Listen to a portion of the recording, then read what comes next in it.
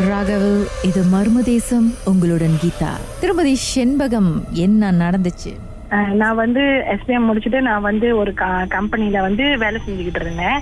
அப்ப நான் வந்து 11:30 மணிக்கு வந்து வேலை முடிஞ்சு பஸ் இறங்கி வருவேன். ஒரு நேரத்துல எங்க அம்மா வந்து ஏத்திக்குவாங்க, இல்லைன்னா நானே சொந்தமா ஒண்டிதான் நடந்து வருவேன். ஏன்னா எங்க அப்பா வந்து போலீஸ் அதிகாரியா இருந்தனால என்னை தைரியமா வளர்த்துனால நான் வந்து சொந்தமாவே வந்துருவேன், தைரியமான பொண்ணுனால. அப்ப அப்படி வந்துகிட்டே இருக்க போதுதான் அந்த ஒரு வந்து என்ன தொடர்ந்து வந்திருக்கு. அது என்னதுன்னு அப்புறம் சாமி இதெல்லாம் பார்த்து இது பண்ணி கேட்டதுக்கு பிரம்ம ராட்சசன், மேலோகத்திலேருந்து தள்ளப்பட்டவன், அவன் வந்து என் அழகுல மயங்கி என் கூடயே தொடர்ந்து வந்தவன் சொன்னாங்க.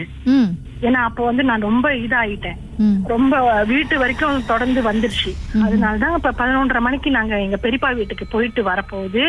அப்ப நானும் என் தங்கச்சியும் போட்டி போட்டுக்கிட்டு வீட்டு உள்ள யாருக்கு முத போறா அப்படின்ட்டு காலை ஒழுங்கா சரியா கழுவாம உள்ள பூந்துட்டோம். அப்ப எங்க அப்பா அம்மா எல்லாம் அப்புறம் வந்துகிட்டு வருவாங்க, மோட்டர்ல வருவாங்க. நாங்க 2 பேரும் நடந்து வந்துட்டோம். அப்ப நான் எல்லாம் காலெல்லாம் கழிட்டு வந்து படுக்க அறையில வந்து புக்கை எடுத்துட்டு படுக்கிறதுக்கு முன்னுக்கு நாங்க படிச்சுட்டுதான் தூங்குவோம், அந்த ஒரு பழக்கம் இருக்கு. அதனால வந்து அப்படியே நேரா படுத்து அப்படியே படிச்சுக்கிட்டு இருந்தேன். அப்ப படுத்துக்கிட்டு இருக்க போது மத்தையில வந்து ஏதோ ஒரு உருவம் வந்து உட்கார்ந்த மாதிரி ஒரு ஃபீலிங். அந்த மத்தை வந்து அமுங்குது. அமுங்கனோட எனக்கு உடம்புலாம் ஒரு மாதிரி ஆயிடுச்சு. என்னோட உட்கார்ற மாதிரியே இருக்கு, ஆனா உருவம் ஒண்ணுமே இல்லையே. தங்கச்சி வந்து அந்த படுக்கையில படுத்திருக்கு, அந்த கடைசியில, நான் இந்த கடைசியில படுக்கையில படுத்திருக்கேன். அப்ப அது வந்து உருவம் உட்கார்ந்தோட எனக்கு வந்து உடம்புலாம் சிலுத்துருச்சு. அப்புறம் கொஞ்ச நாள் சென்று நான் அப்படியே அமைதியாவே இருந்தேன். அந்த உருவம் வந்து முதுவா என் பக்கத்துல வந்து அப்படியே வர மாதிரி இருந்துச்சு. அந்த அமுங்குற மத்த, ஆனா உருவம் என் கண்ணுக்கு ஒண்ணும் படல, ஆனா அந்த அமுங்குற இது யாராச்சும் மத்த மேல ஏறி அப்படியே மூவ் பண்ணிட்டு வருவாங்க, அந்த மாதிரி மூவ் பண்ற இத பார்த்த உடனே எனக்கு வந்து அதிர்ச்சியில அப்படியே அந்த பயத்திலேயே எனக்கு வந்து நான் என் தங்கச்சி கூப்பிடுறேன் வாணின்னு கூப்பிடுறேன். ஆனா அது வந்து அதுக்கு கேட்கல, என்னால மூவும் பண்ண குரலும் வரல. அந்த பயம் வந்து அப்படியே அடைச்சிக்கிச்சு என் தொண்டை. அப்புறம் அப்படியே இருந்து அப்படியே பயத்துல அது மூவ் பண்ணிக்கிட்டே வருது. அந்த பயத்திலேயே நேராவே படுத்திருக்கேன். அப்ப ஒரு 5 நிமிஷம் இருக்கும், எங்க அப்பாவோட வாகனம் மோட்டர் வருது. அந்த சத்தம் கேட்டதோட அந்த உருவம் எந்திரிச்சிருச்சு படுக்கையிலேருந்து. அப்படியே கொஞ்ச நேரம் இருங்க, பாட்டுக்கு பிறகு மேலும் என்ன நடந்துச்சுன்னு சொல்லுங்களேன். இந்த மாதிரி புரியாத புதிர் வித்தியாசமான அனுபவம் நடந்திருக்கா? எங்களுக்கு வாட்ஸ்அப் பண்ணுங்க 036-491-3333. உங்க பேரு, அதுக்கப்புறம் #MD அப்படின்னு டைப் பண்ணுங்க.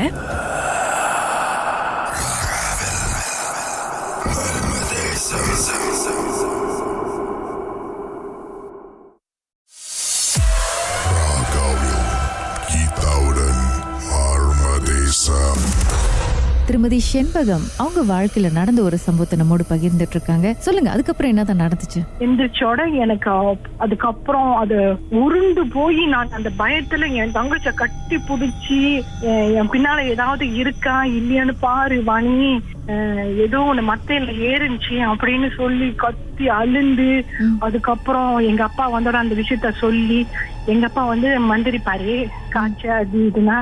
அப்ப நான் அப்படியே இதான் ஆயிட்டேன் நான் கொஞ்ச நேரம். அப்புறம் எங்க அப்பா குளிச்சுட்டு சாமி பண்ணி எல்லாம் என்ன மந்திச்சு சொல்லி சொன்னாங்க, ஏதோ உன்னை கச்சோர் பண்ணிருக்கேன், நீ ஒழுங்கா சரியா காலு கழுவாம வந்திருப்ப அப்படின்னு. அப்புறம் தான் அது கொஞ்ச நாளாவே நான் வந்து வீட்டு உள்ளேயே அப்படியே முடங்கி கிடந்த மாதிரியே ஆயிட்டேன் நான். எங்க வெளியே போனாலும் அவங்க கூட போவாம நான் வீட்டுக்குள்ளேயே இருன்னு என் மனசு, வீட்டுக்குள்ளேயே இரு எங்கேயும் போவாத அப்படின்னு.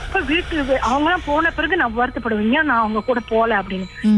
வந்து அப்பா நான் உட்கார்ந்து இருக்க போது படம் பார்த்துக்கிட்டு என் காது வாரத்துல வந்து அப்படின்னு ஒரு சத்தம் தான் கேட்கும். அந்த மாதிரிலாம் கேட்கும். எனக்கு வந்து ரொம்ப பயம் வந்து எப்படி மட்டும் அழுவேன், வெளியே போய் உட்காந்துக்குவேன். அக்கம் பக்கம் அவங்க கிட்ட எல்லாம் போய் பேசிக்கிட்டு வீட்டு உள்ள போறது கூட நான் பயப்படுவேன். அப்படி இருந்தேன் நான். அப்ப எங்க அப்பா அம்மாக்கு சந்தேகம் வந்து எனக்கு அப்புறம் சாமி இது பார்த்து என்னை வந்து கேட்டப்ப எங்க அத்தைக்கும் சாமி வரும். அவங்களே சொன்னாங்க இந்த மாதிரி ஒரு பிரம்ம ராட்சச வந்து மேலோகத்திலேருந்து தள்ளப்பட்டவன், அவன் தான் உங்க மகளை வந்து உங்க மக அழகுல மயங்கி தொடர்ந்து வந்து உங்களை அதை வந்து அடையணும்னு அவன் பாக்குறான். அப்ப அது கிடைக்கிற வரைக்கும் அது வந்து சும்மா இருக்காது, அவன் அது அடைஞ்சியே தீரும், அது உயிரை எடுத்தே ஆகணும் அப்படின்னு அந்த மாதிரி அது நினைச்சுட்டு இருக்கு. வீட்டு உள்ளதான் இருக்கான் அப்படின்னு. அப்ப கட்டெல்லாம் கட்டி எல்லாம் செஞ்சு எனக்கு அதுக்கப்புறம் தான் எனக்கு அந்த தொல்லையே இல்லாம இருந்துச்சு. அப்புறம் தான் திருப்பியும் பழைய மாதிரி ஆகணும். அதெல்லாம் மறக்க முடியாத சம்பவம். ஒரு மாசம் ஒரு பெரிய போராட்டம் தான் சொல்லுங்க உங்களுக்கு. வயசு பொண்ணு இல்ல, அவ்வளவு அழகா இருப்பேன் நானு, எலும்பா அதுல மயங்கி. அதுவும் அந்த பிரம்ம ராட்சசெல்லாம் நம்ம பாட்டுல தான் கேட்டிருக்கோம். அது நிஜமால என் வாழ்க்கையில நடந்திருக்குன்னு அது என்னாலயே நம்ப முடியல. புரியாத புதிர் உங்க வாழ்க்கையில நடந்திருக்காங்க.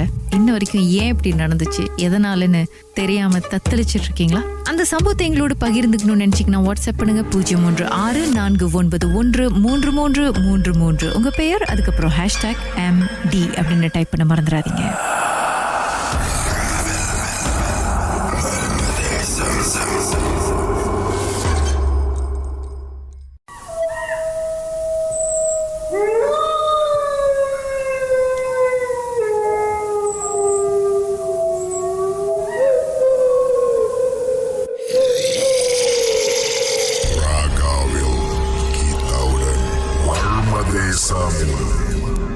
திருமதி நவமணி, என்னதான் நடந்துச்சு? இது வந்து என்னோட கதை இல்ல, இது வந்து என் கணவர், அவர் வந்து ஜிஸ்வா, அவருடைய கதை. அவர் வந்து முந்தி சன்விங்ல இருந்தாரு.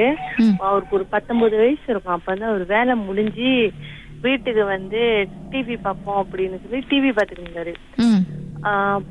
பாத்துக்கிட்டு இருக்கிறப்ப எங்க இருந்தும் ஒரு பாட்டு, அதாவது அந்த காலத்து மலாய் பாட்டு, பழமையான மலாய் பாட்டு வந்து அவர் காதுல கேடுச்சு. டிவில வேற பாட்டு போடுது, என்ன இது வேற பாட்டு வருது அப்படின்னு சொல்லி இந்த கண்ணாடி கிட்ட போய் பார்த்தாரு. வந்து கண்ணாடி கிட்ட போய் பார்த்தப்ப அங்க வந்து ஒரு உருவம், அதாவது வெள்ளையா ஒரு வயசானவங்க, ரொம்ப கொடுமையா அவங்களோட தோற்றம் இருந்துச்சு. தலைமுடி வந்து காலுக்கு கீழே வரைக்கும் அவ்வளோ நீளமான தலைமுடி. அவங்க வந்து குதிச்சு அந்த பாட்டு பாடுறாங்க. அந்த பாட்டு பாடிக்கிட்டு அந்த இடத்த வெளியே வந்து அவங்க சுத்தி பாட்டு பாடிக்கிட்டு குதிச்சுக்கிட்டு அந்த காலத்து பாட்டு பாடி பூச்சிக்கிட்டு இந்த மாதிரி பண்ணிருந்தாங்க. இவர் அந்த அதிர்ச்சியில வந்து அவங்க அம்மாவை வந்து கூப்பிடுறாரு. ஆனா அவரால வாயை திறந்து கூப்பிடுறாரு, ஆனா யாருக்கும் விளங்க மாட்டுது அவங்க வீட்டுல உள்ளவங்களுக்கு யாருக்குமே. அப்ப அது பாட்டுல இருந்து அவருக்கு ஒரு வாரமா சரியான காய்ச்சல்.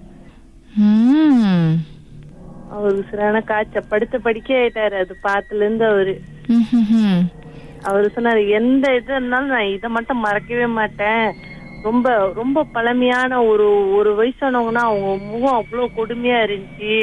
இந்த அப்படியே அந்த தோல் எல்லாம் தொங்குனா எப்படி இருக்கும் அந்த மாதிரி இருந்துச்சு அப்படின்னு சொன்னாரு.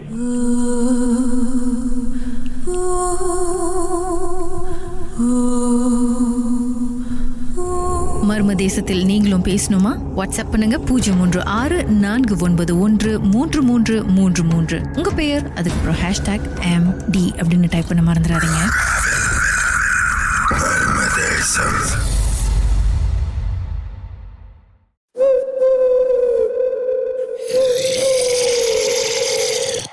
ராகவ், இது மர்ம தேசம், உங்களுடன் கீதா.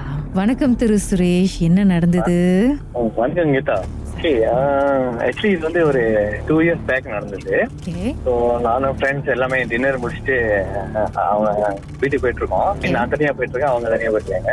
ஸோ இது வந்து ஆக்சுவலி நான் கிளாமத்தவங்கள வந்து காப்பாடு வந்துகிட்டு இருக்கேன். ஸோ அந்த ஒரு இடையில பாத்தீங்கன்னா ஜலாங்கட்டா பிலாமன்னு சொல்லுவோம்.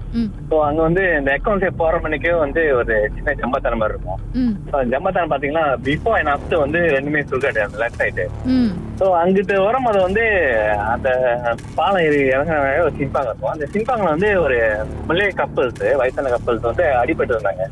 ஸோ அந்த மோட்டர் வந்து வந்து அந்த அவர் மேல இருந்துச்சு. அவங்க அந்த ஆண்டி வந்து படுத்திருந்தாங்க ரோட்ல. ஸோ ஒரு இந்தியன் கேர்ள் வந்து அந்த கார் பார்க் பண்ணிட்டு வராங்க. அது பீரா காடி ரொம்ப பிடிச்சாங்க. அவங்க அந்த கார் பார்க் பண்ணிட்டு வந்து அவங்க உதவி செய்ய போறாங்க. ஸோ அந்த ஏரியால வந்து யாருமே இல்ல, அவங்க மட்டும் தான், 3 பேர் மட்டும் தான் இருக்காங்க. நான் யோசிச்சுட்டே போறேன், மீன் இந்த கேர்ள் தனியா இருக்காங்க. ஸோ நிறைய பிரச்சனை ஆயிரும், அந்த கேர்ள் வந்து நிறைய சம்மன்லாம் பட்டுவாங்க அப்படின்ட்டு யோசிச்சுட்டே போறேன். கடல்ல பாத்துக்கிட்டே இருக்கேன் அவங்க நடந்து வருது எல்லாமே. ஏன்னா கடல்ல வந்து தெரியுது.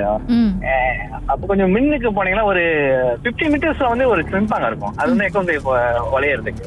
ஸோ அந்த சிம்பாங்க வந்து நான் என்ன செஞ்சேன், சரி யூடியூப் மட்டும் போய் அவங்க உதவி செய்வோம், அவங்க வந்து இதெல்லாம் கஷ்டப்பட போறாங்க அப்படின்ட்டு நான் போயிட்டு வளைச்சிட்டு போறேன். ஸோ வளைச்சிட்டு போயிட்டு அந்த இடத்துல பாக்குறேன் யாருமே இல்ல. ஸோ மேபி மின்னுக்கு தான் போயிருப்பாங்க அப்படின்னு. ஸோ கொஞ்சம் மின்னுக்கு போறேன், அங்கேயுமே யாருமே இல்ல. ஸோ அப்பதான் எனக்கு தோணுச்சு, என்னவோ சம்திங் ராங்னு தோணுச்சு. இங்கதான் ஒரு 50 மீட்டர்ஸ் வளைச்சிட்டு ஆன் த ஸ்பாட் வரேன், அதுக்குள்ள எல்லாமே காணாம போயிட்டாங்க அப்படின்ட்டு. ஸோ எனக்கு அப்பதான் வந்து அந்த பயமே வந்துச்சு. ஸோ சம்திங் ராங், என்னவோ பாத்துட்டேன் அப்படின்ட்டு. ஸோ நான் ஓகே வீட்டுக்கு போயிடலாம் அப்படின்ட்டு அந்த அக்கௌண்ட் சேஃப் வழியா வந்துட்டு நேரா வீட்டுக்கு போயிட்டேன். ஸோ வீட்டுக்கு போயிட்டேன். வீட்டு போயிட்டு கேட்டு திறந்துட்டேன், காடி உள்ள பார்க் பண்ணலாம் அப்படின்னு. காடி அந்த கேட்டு திறந்து காடியில உட்காந்து அந்த இது மட்டும் தான் ஞாபகம் இருக்கு. அதுக்கப்புறம் என்ன ஆனிச்சுன்னு தெரியல. கண்ணு முடிச்சு பாக்குறேன், வைஃப் வந்து கண்ணாடி தட்டுறாங்க. கண்ணு முடிச்சு பாக்குறேன், முன்னுக்கு வந்து அந்த ரூம் மஸ்ட் ரூம் இருக்குல்ல, நான் வேகமா போயிட்டு அந்த மோட்டர் இடிச்சு அந்த கண்ணாடி எல்லாம் உடஞ்சி மாறி இதாயிடுச்சு, ஆக்சிடென்ட் ஆயிடுச்சு. வீட்டு உள்ளே காப்பாச்சு உள்ளே. இன்ன வரைக்கும் வந்து பாத்தீங்கன்னா கூட அந்த கண்ணாடி இன்னும் செய்யாம வச்சிருக்கேன். சொல்லுவாரு வந்தாரு, கண்டிப்பா சொல்லுவாரு கண்ணாடி மட்டும் மாத்திடு அப்படின்னு. ஞாபகார்த்தமா வச்சிருக்கீங்களா சார்? நானும் மாத்தாம இருக்கேன். அந்த மாதிரி ஒரு ஆக்சிடென்ட் நடந்துச்சு. என்ன நடந்துச்சு, நான் காடி உள்ள போன ஞாபகம் இருக்கு. அதுக்கப்புறம் என்ன நடந்துச்சுன்னு எனக்கு இன்ன வரைக்கும் தெரியல. சரி, என்னதான் பண்ணீங்கன்னு மத்தவங்க என்ன சொன்னாங்க, என்ன பண்ணிருக்கீங்கன்னு? வைஃபும் சொன்னாங்க, இந்த மாதிரி நீங்க காடி வேகமா இடிச்சு வந்து மோட்டரை சேர்த்து கண்ணாடி எல்லாம் இடிச்சு உடைச்சிட்டீங்க அப்படின்னு. ஆனா ஏன் பிளாக் அவுட் ஆனிச்சு அப்படின்றது தெரியல. இன்ன வரைக்கும் எனக்கு தெரியல அவங்க யாரு, அவங்க ஏன் அங்க இருந்தாங்க. சோ அதெல்லாமே இன்ன வரைக்கும் எனக்கு அந்த ஆன்சரே தெரியல. நான் அப்படியே அவங்க இந்த மாதிரி பார்த்துட்டு போகும்போது யோசிச்சுட்டே போனேன், இந்த மாதிரி யாரா இருக்கும், அவ்வளவு சீக்கிரத்துல எப்படி அவங்களால போக முடியும். இந்த நினைச்சா கூட அந்த இடம் வந்து பாத்துக்கிட்டே போவேன், ஏன்னா இருக்காங்களா அப்படின்னு. ஏன் சார் மறுபடியும் வந்து காட்சி கொடுக்கணுமா உங்களுக்கு? இல்ல, ஏன்னா வரிசையிலான அந்த எண்ணத்துல அந்த நின்ன மீன் வலிச்சுட்டு வந்தேன். இல்லன்னு தனி வேணாம், அந்த பயம் வந்துருச்சு. வேலையா உங்க கண்ணாடியை போய் செய்யுங்க சார். அதான் செய்யணும். எங்க அப்பா இன்னும் சொல்லிக்கிட்டு இருப்பாங்க கண்ணாடி மாத்திரம் அப்படின்னு. சரி சார், எக்ஸ்பீரியன்ஸ் ஷேர் பண்ணதுக்கு நன்றி sir. Okay okay, thank you sir. Drive safely. Bye. Okay, bye. உங்களுக்கும் இந்த மாதிரி மர்மமான சம்பவம்லாம் நடந்திருக்கா? ஏன் நடந்துச்சு, எதனால நடந்துச்சுன்னு தெரியலையே அப்படின்னு புரியாத புதிரா இருக்கா? அதை பத்தி எங்களோட பேசணும்னு நினைச்சீங்கன்னா வாட்ஸ்அப் பண்ணுங்க 036-491-3333. உங்க பெயர், அதுக்கப்புறம் #M அப்படின்னு டைப் பண்ண மறந்துடாதீங்க.